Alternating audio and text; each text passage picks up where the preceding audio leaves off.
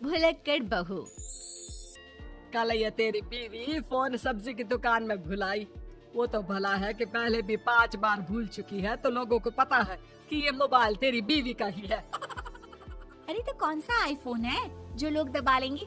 2 कौड़ी का फोन है, न लाइट चलती है न आवाज आती है, बस नाम का फोन है ये, नाम का। अरे नाम के फोन पर तू घंटों पंचायत करती है, न जाने क्या काम होता है। अरे कौन से शहर बाजार में तू काम करती है? बहू सास से जीत तो सकती नहीं थी, वहीं से चली जाती है, लेकिन हाँ भूलने की आदत उसकी अब भी रहती है। सुनो, नहाने जा रहा हूँ, ऑफिस के लिए देर हो रही है, तो जरा ये शर्ट प्रेस कर देना। और हाँ प्लीज, और कोई शर्ट धुली नहीं है तो थोड़ा ध्यान से करना, ठीक है? अरे हाँ पता है, हर बात पर सिखाया मत कीजिए। इस घर में शादी करके तो ऐसा लग रहा है कि सामान्य ज्ञान की क्लास ही चलती रहती है, हर वक्त परेशान करके रख दिया है। पति नहाने जाता है और बीवी लग जाती है पति की शर्ट प्रेस करने कि तभी बाहर से आवाज आती है, कोई गरीब साधु को रोटी दे दे। अरे बाबा भूखा खड़ा है तेरे द्वार देवी, बाबा को भिक्षा देकर पुण्य कमा ले देवी। ओहो, ये तो पुण्य की बात है कि बाबा दरवाजे खड़ा है। अब इसकी आवाज सासू माँ को सुनाई नहीं देगी, लेकिन मैं और ये कमरे में हल्के से बात कर ले तो क्या, अरे घूसी चली आती है। चलो पहले बाबा को ये रोटी दे देती हूँ। अब क्या था, रिंकी जाती है बाबा को रोटी देने, लेकिन पीछे छोड़ जाती है पति की शर्ट के ऊपर प्रेस, वो भी गर्मा गर्म। अरे बाबा रोटी तो ले लो, बस ये बता दो कि मेरी किस्मत कब जगेगी। ससुराल में हालात टेबल टेनिस के बॉल की तरह हो गए हैं, कभी कोई इधर फेंकता है तो कभी कोई उधर फेंकता है, कोई इधर मारकर उधर फेंक देता है। समझ में ही नहीं आ रहा कि ये भूलने की आदत कैसे ठीक होगी। कोई उपाय हो तो बता दो ना बाबा। बाबा घर के अंदर देखते हैं तो 1 घंटे बाद टीवी पर गजनी फिल्म शुरू होने वाली होती है। याद है ना, गजनी फिल्म जिसमें आमिर खान को भूलने की बीमारी होती है और वो हर बात को लिख कर याद रखता है। अरे बेटे, हम बाबा हैं, हर किसी सवाल और जीवन में दुख परेशानी का निजात है हमारे पास। तुम एक काम करो, 1 घंटे बाद टेलीविजन के सामने बैठ जाना और जो फिल्म देख रही हो ना देख लेना, तुम्हें तुम्हारे सारे सवालों के जवाब मिल जाएंगे। अलग निरंजन, निकालो खाना, सलाह देने की दक्षिणा भी। अरे बाबा, जीवन से ये वाली समस्या खत्म हो जाए तो समझिए मेरे घर से आपका लंच पैक शुरू, वो भी बिल्कुल फ्री में। तभी अंदर से पति के जोर जोर से चीखने की आवाज आती है। अरे क्या मजाक बना रखा है तुमने? ये क्या है, पूरी शर्ट जला दी। तंग आ गया हूँ मैं तुम्हारी भूलने की आदत से। हे भगवान, ये मेरा गधा जैसा बेटा सारा दिन जितनी कमाई नहीं करता उतना तो ये लड़की नुकसान करवा देती है। बाबा, लग रहा है कि कोई कांड हो गया है अंदर मुझसे। अच्छा मैं ना 1 घंटे बाद बैठ जाऊंगी फिल्म देखने, विदा लीजिए अब तो आप। जैसे ही वो घर के अंदर जाती है, सामने पति खड़ा होता है फटी शर्ट पहनकर। माफ करिए, पापा आ गए थे दक्षिणा के लिए। अब कर्म और धर्म का लेखा जोखा भी तो संभालना है ना जीवन में, तभी तो चली गई थी उन्हें रोटी देने।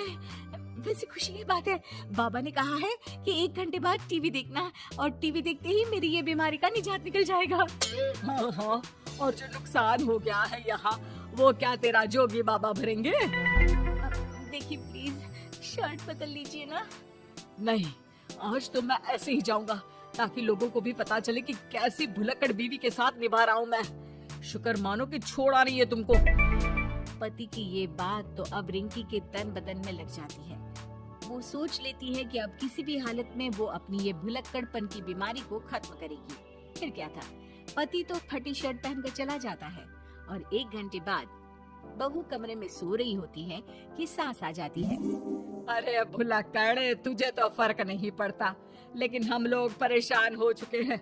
जा, तेरा बाबा बोल रहा था ना 1 घंटे बाद टीवी देखना, तो जा देख, क्या पता कुछ सुधार हो जाए। बहू टीवी खोलती है तो सामने चल रही होती है गजनी फिल्म, जिसमें आमिर खान शरीर में या दीवार में लिखकर अपनी चीजों को याद रखता था। उत्तेरी, वाह, ये तो सच में बड़ा सही आइडिया है। इससे मुझे याद रहेगा कि क्या करना है और क्या नहीं। अब तो मैं भी सब सीख लिया करूंगी। वो टीवी बंद करके किचन में जाती है कि सास की आवाज आती है।